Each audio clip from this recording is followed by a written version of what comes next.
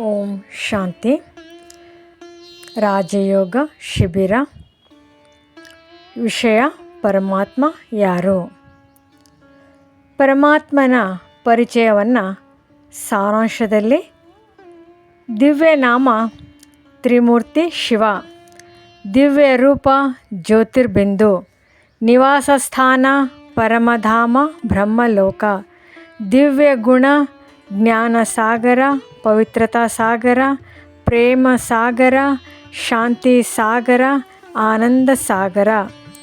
ದಿವ್ಯ ಕರ್ತವ್ಯ: ಅನೇಕ ಧರ್ಮ ಅಂದರೆ ಅಧರ್ಮ ವಿನಾಶ ಹಾಗೂ ಒಂದೇ ಸತ್ಯ ಧರ್ಮದ ಸ್ಥಾಪನೆ.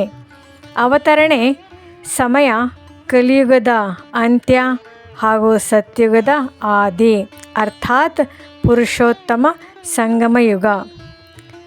ಪರಮಾತ್ಮನ ಬಗ್ಗೆ ತಿಳಿಯೋದು: ಅನೇಕರು ಅನೇಕ ರೀತಿಯಿಂದ ತಮ್ಮ ಅಭಿಪ್ರಾಯಗಳನ್ನು ಹೇಳುತ್ತಾರೆ.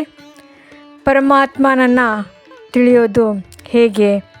ಭಕ್ತಿ ಮಾಡಿ ಭಗವಂತ ನೀನು ಎಲ್ಲಿರುವೆ ಎಂದು ಭಕ್ತರು ಹುಡುಕಿದರು.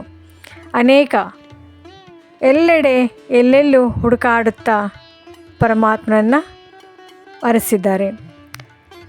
ಎಲ್ಲಿರುವೆ ಭಗವಂತ, ಎಲ್ಲಿರುವೆ ದೇವರು ಎಂದು ಹೇಳುವವರು ಅನೇಕ. ಓಂಕಾರ ಪರಮಾತ್ಮ ಭಗವಂತ ಎಂದೆಲ್ಲ ಮಾನವಾತ್ಮರು ಅರಸಿದ್ದಾರೆ. ಹುಡುಕಿ ಬಳಲಿ ಹತಾಶರಾಗಿದ್ದಾರೆ. ಪರಮಾತ್ಮ ಅನೇಕರು ಅಲ್ಲ, ಒಬ್ಬನೇ.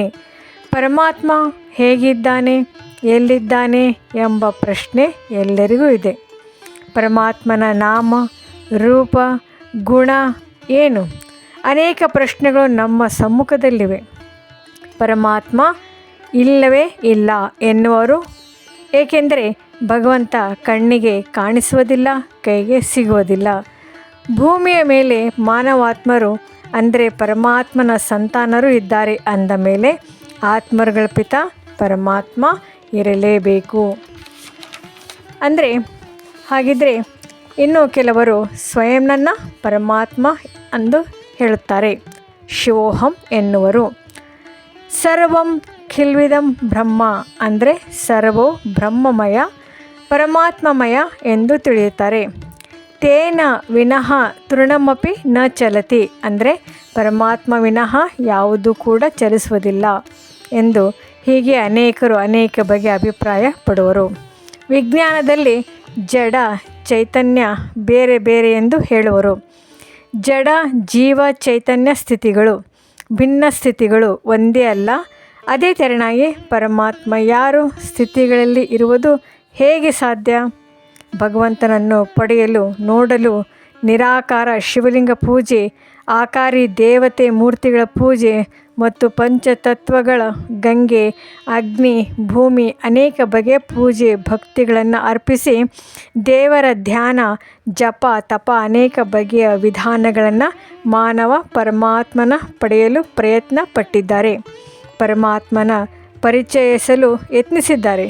ಆದರೆ ಪರಮಾತ್ಮನ ವಾಸ್ತವಿಕ ಯಥಾರ್ಥ ಪರಿಚಯ, ಸತ್ಯ ಪರಿಚಯ ಮಾನವ ಮಾಡಿಕೊಂಡಿಲ್ಲ. ಸತ್ಯತೆಯಿಂದ ದೂರ ಇದ್ದಾರೆ, ಪರಮಾತ್ಮನಿಂದ ದೂರ ಇದ್ದಾರೆ. ಯಾಕೆಂದರೆ ಯಾರಿಗೂ ಕೂಡ ಪರಮಾತ್ಮನ ಬಗ್ಗೆ ಯಾರಿಗೂ ಕೂಡ ಗೊತ್ತಿಲ್ಲ. ಪರಮಾತ್ಮನ ನಾಮ, ರೂಪ, ಧಾಮ, ಕಾಲ, ಕರ್ತವ್ಯಗಳು ಗೊತ್ತಿಲ್ಲ. ಮಾನವಾತ್ಮರು ತಮ್ಮ ಲೌಕಿಕ ತಂದೆ ಹೆಸರು, ಗುರುತು, ರೂಪ ಎಲ್ಲವನ್ನ ಹೇಳುತ್ತಾರೆ. ಅವರಿಗೆ ಗೊತ್ತು.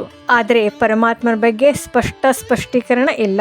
ಅದಕ್ಕೋಸ್ಕರ ಮನುಷ್ಯಾತ್ಮರ ಜೋಡಣೆ, ಸಂಬಂಧ ಜೋಡಿಸಲು ಆಗದೆ ಪರಮಾತ್ಮನ ದಿವ್ಯತೆಯಿಂದ ದೂರ, ಗುಣಶಕ್ತಿಗಳಿಂದ ವಂಚಿತರಾಗಿದ್ದಾರೆ, ದುಃಖಿತರಾಗಿದ್ದಾರೆ, ಬಳಲಿ ಬೆಂಡಾಗಿದ್ದಾರೆ, ಕಷ್ಟ ಕಾರ್ಪಣ್ಯಗಳಿಂದ ಬಳಲುತ್ತಿದ್ದಾರೆ. ಜ್ಞಾನವಿಲ್ಲದೆ ನಾವು ಪರಮಾತ್ಮನ ಸಂಬಂಧ, ಮಗುವಿನ ಸಂಬಂಧ ತಿಳಿಯುವುದಿಲ್ಲ. ಸಂಬಂಧ ಜೋಡಣೆ ಇಲ್ಲದೆ ಪ್ರಾಪ್ತಿಗಳು ಇಲ್ಲ. ಏನೆಲ್ಲ ತಪಸ್ಸು, ಪೂಜಾ, ವಂದನೆ, ಭಕ್ತಿ ಭಾವಗಳನ್ನು ಅರ್ಪಿಸಿದರೂ ದುಃಖ, ಅಶಾಂತದಲ್ಲಿದ್ದಾರೆ. ಉದಾಹರಣೆಗೆ, ಎಣ್ಣೆ, ಬತ್ತಿ, ದೀಪ ಜೋಡಿಸಿದರೆ ದೀಪ ಉರಿಯುವುದು. ವೈರ್, ಬಲ್ಬ್ ವಿದ್ಯುತ್ ಶಕ್ತಿಯಿಂದ ಬಲ್ಬಲ್ಲಿ ಬಂದರೆ ಬೆಳಕು ಬರುವುದು. ಸಂಬಂಧ ಜೋಡಿಸುವುದು ತುಂಬ ಅವಶ್ಯಕವಾಗಿದೆ.